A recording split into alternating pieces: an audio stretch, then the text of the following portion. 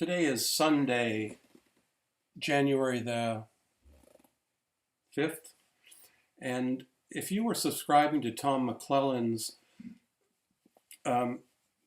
service last year, or if you got his free charts, at least once or twice he mentioned the correlation between Microsoft and Apple. How Microsoft, as pictured in this blue monthly graph, shot up,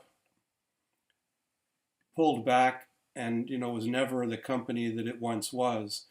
And Tom was trying to imply that that's the case for Apple. Apple's monthly chart here, which shows the bars, shows this same steep ascent. And what I've done here, because Motive Wave just in this new release today has allowed us to overlay charts, I'm overlaying Microsoft and Apple together. And you see that Microsoft, after it did its peak here, pulled back to a perfect 61.8% golden ratio pullback. Apple didn't do that. Apple pulled down and moved up. So Tom McClellan might say, well, okay, so I missed, the pullback wasn't as severe, but we're still following the same movement.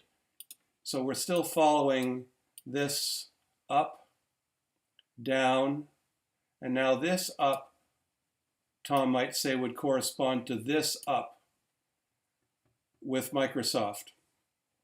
So if Tom is right, then what we see is basically down and a long flat period. So we could expect something like this for Apple. So time will tell.